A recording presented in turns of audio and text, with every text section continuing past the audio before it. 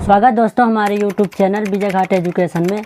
आज की इस वीडियो में देखेंगे भारत की जनानकी विशेषताएं, है ना। जो भारत की जनानकी विशेषताएं हैं यानी उसकी विशेषता या लक्षण का अध्ययन करेंगे, है ना। BA फर्स्ट ईयर की इकोनॉमिक्स भारतीय अर्थव्यवस्था में पहला यूनिट का आपका 5वां चैप्टर है ना। जो 5वां चैप्टर है भारत की जनानकी विशेषताएं। 14वां क्वेश्चन, 2011 की जनगणना के अनुसार भारत की जनसंख्या की संरचना एवं उसके वृद्धि आकार पर संक्षिप्त टिप्पणी लिखी, है ना। जो हमारा प्रश्न क्या कह रहा है, 2011 की जनगणना के अनुसार भारत की जो जनसंख्या है उसकी संरचना, आकार एवं उसके वृद्धि पर संक्षिप्त टिप्पणी लिखिए। यानी प्रश्न जो आपका है वो पेपर में घुमा फिरा कर भी पूछता है, तो आप कंफ्यूज नहीं होना, है ना। उसके अथवा में दूसरा प्रश्न भी पूछ सकता है। 2011 की जनगणना के संदर्भ में भारतीय जनसंख्या के जनानकी विशेषताओं का वर्णन कीजिए, है ना। या प्रश्न इस तरह भी पूछता है, 2011 की जनगणना के अनुसार भारतीय जनानकी विशेषताओं पर प्रकाश डालिए। यानी पेपर में आपके किसी तरह भी प्रश्न आए आपको उत्तर सेम लिखना है ना। भारत की जनानकी विशेषताएं, futures of Indian demography. Bharat की जनानकी विशेषताओं के बारे में हम अध्ययन करेंगे, फ्यूचर्स ऑफ इंडियन डेमोग्राफी, है ना। वर्ष 2011 में की गई भारतीय राष्ट्रीय जनगणना देश की 15वीं जनगणना थी। जो वर्ष 2011 में जनगणना की गई थी वो भारत की 15वीं जनगणना थी, है ना। इसके अनुसार भारतीय जनानकी की प्रमुख विशेषताओं का विशेषता या लक्षण निम्नानुसार, है ना। जो भारत की 2011 की जनगणना थी वो 15वीं जनगणना थी और उसी के अनुसार हम उसके विशेषताओं का या लक्षण का अध्ययन करेंगे, है ना, 2011 की जनगणना के अनुसार। पहला पॉइंट हमारा है जनसंख्या का आकार एवं वृद्धि दर, है ना। जो जनसंख्या का आकार है या उसका वृद्धि दर, population size and growth rate. भारतीय जनसंख्या का आकार लगातार बढ़ रहा है। भारत की पहली जनगणना 1872 में की गई थी और उसके अनुसार उस समय भारत की जनसंख्या 25.4 करोड़ थी, है ना। जो यानी 25 करोड़ थी। भारतीय जनसंख्या का आकार लगातार बढ़ रहा है। भारत की पहली जनगणना 1872 में की गई थी और उसके अनुसार उस समय भारत की जनसंख्या 25 करोड़ थी, जो 140 वर्षों में बढ़कर 2011 की जनगणना के अनुसार 121 करोड़ हो गई, है ना। जब भारत की पहली जनगणना 1872 में की गई थी तब उस समय की जनसंख्या कितनी थी, 24 करोड़ थी। फिर उसके बाद 140 वर्ष बाद 2011 में जनगणना की गई। वह उस समय की जनसंख्या कितनी थी, 121 करोड़ थी। यानी 1872 और 2011 के बीच की जो जनसंख्या थी वो कितने % बढ़ी थी, 96 करोड़ जनसंख्या में वृद्धि हुई थी, है ना। 96 करोड़ की जनसंख्या में वृद्धि हुई थी।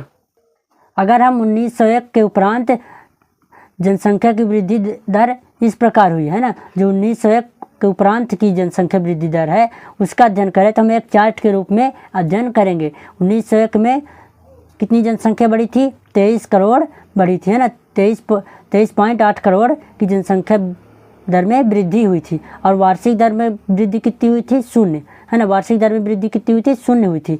फिर 2011 में जब जनगणना हुई तो 25 करोड़ जनसंख्या में वृद्धि हुई और वार्षिक दर में 0.56% की वृद्धि हुई, है ना। उसके बाद कब जनगणना की गई, 1921 में, है ना।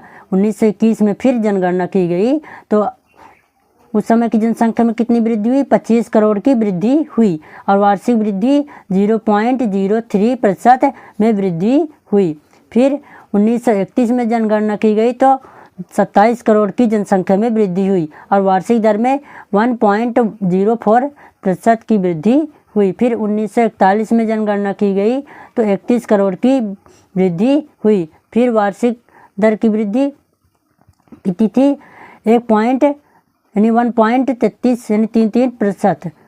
फिर 1951 में जनगणना की गई तो कितनी जनसंख्या बढ़ी, 36 करोड़, है ना। वार्षिक दर में कितनी वृद्धि हुई, 1.25%। फिर 1961 में जब जनगणना की गई तो 43 करोड़ की जनसंख्या में वृद्धि हुई, है ना। वार्षिक दर में वृद्धि 1.96% हुई। फिर 1971 में जनसंख्या की जनगणना हुई तो 54 करोड़ की जनसंख्या में वृद्धि हुई और वार्षिक दर में वृद्धि 2.2% हुई।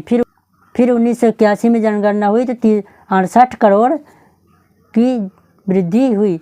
फिर 2001 में जनगणना हुई तो कितनी वृद्धि हुई, 102 करोड़ की वृद्धि हुई। वार्षिक दर में कितनी वृद्धि हुई, 1.95%। फिर 2011 में जब जनगणना हुई तो 121 करोड़ की वृद्धि हुई और वार्षिक दर में 1.64 की वृद्धि हुई, है ना। वार्षिक दर में 1.64% की वृद्धि हुई। तो इससे स्पष्ट होता है कि जो जनसंख्या की दर थी वो पहले धीमी थी, उसके बाद तेज़ी से वृद्धि हुई और फिर उसके बाद घटने लगी, है ना। लेकिन बाद में इसमें तीव्र वृद्धि हुई और परंतु अब इसमें कमी भी होने लगी, है ना। अब हम बात करेंगे नेक्स्ट पॉइंट की। नेक्स्ट पॉइंट है हमारा जनसंख्या घनत्व। तो दोस्तों, जनसंख्या घनत्व किसे कहते हैं? मान लेते हैं आपका घर है और आपके घर से कुछ दूरी में आपका विद्यालय है। तो आपके घर से और आपके विद्यालय की दूरी में 500 व्यक्ति निवास करते हैं ना। तो उस दूरी में आपके घर और आपके विद्यालय की दूरी में 500 व्यक्ति निवास करते हैं। तो वहाँ की जो दूरी है वहीं की दूरी से, है ना, जो वर्ग किलोमीटर है उन व्यक्तियों का भाग देने पर जो औसत वर्ग आएगा वही क्या कहलाएगा? जनसंख्या घनत्व कहलाएगा, है ना। तो आपके विद्यालय और आपके घर की दूरी से वही 500 व्यक्तियों में भाग देने पर जो औसत दूरी आएगी वही क्या कहलाएगी? जनसंख्या घनत्व कहलाएगी, है ना। इस जनसंख्या घनत्व को एक देश की कुल भूमि में कुल जनसंख्या से भाग देकर निकाला जाता है ना।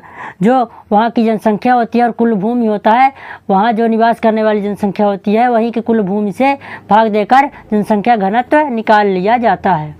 अब हम 2011 की जनगणना के अनुसार जनसंख्या देख लेते हैं कि कितनी थी, है ना। 2011 की जनगणना के अनुसार भारत में जनसंख्या घनत्व प्रति वर्ग किलोमीटर 382 व्यक्ति हैं, है ना।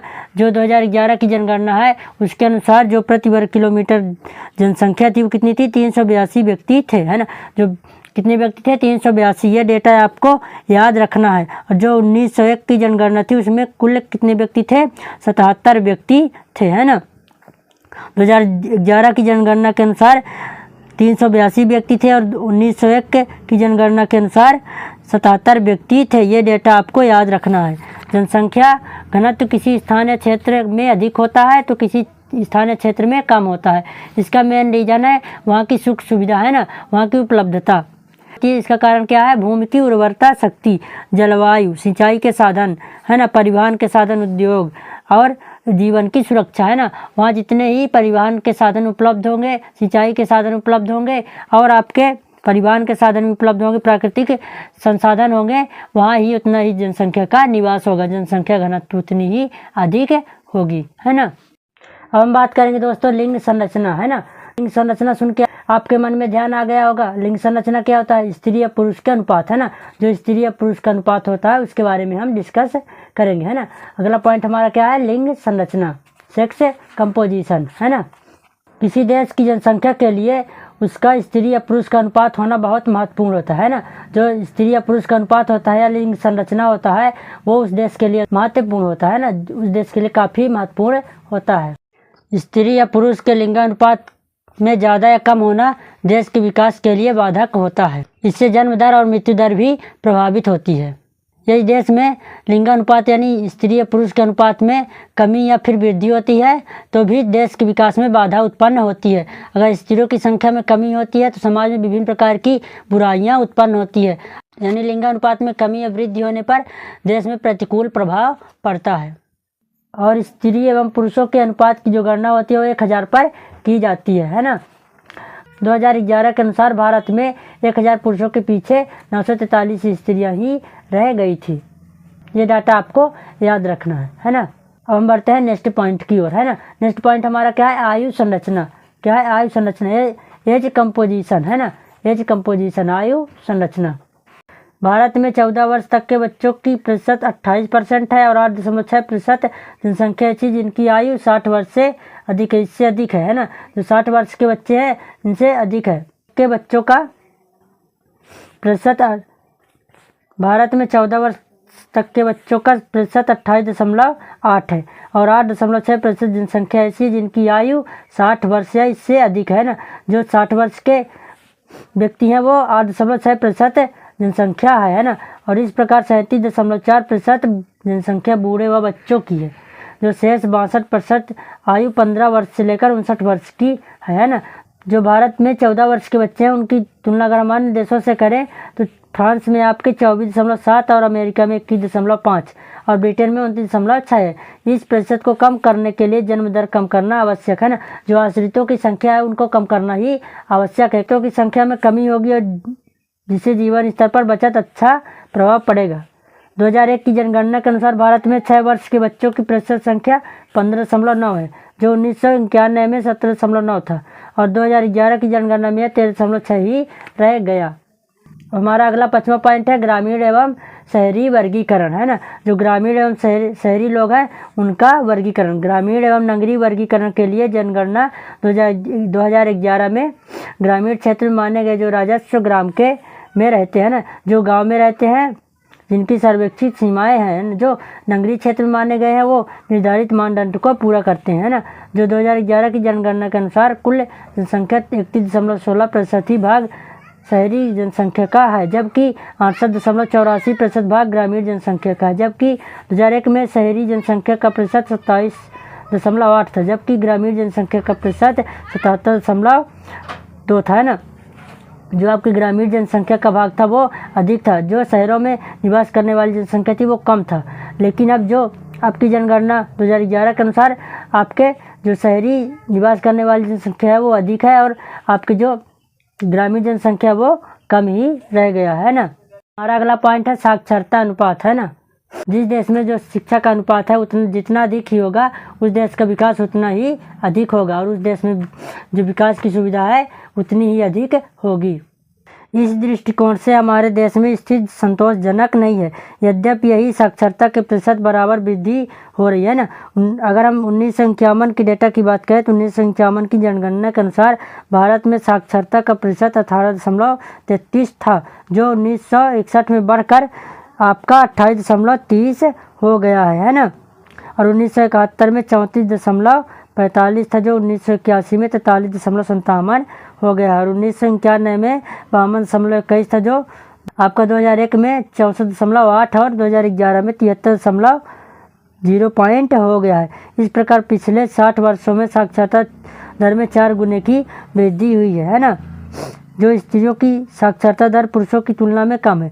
जो स्त्रियों की साक्षरता दर है वो पुरुषों की तुलना में क्या है, कम है। 2011 की जनगणना के अनुसार स्त्रियों की साक्षरता 64.6% है, जबकि पुरुषों की जो साक्षरता है वो 80.9% है ना। गाँवों में क्रमशः 57.9% तथा 72.7% है। शहरों में क्रमशः 79.1% और 88.8% है ना। 2011 की जनगणना के अनुसार भारत में केरल एक ऐसा राज्य है जहाँ साक्षरता प्रतिशत 92.1 है, जो सबसे ऊंचा है ना। भारत में सबसे कम साक्षरता वाला जो राज्य है वो क्या है, बिहार है, जिसका साक्षरता प्रतिशत 61.8 है ना।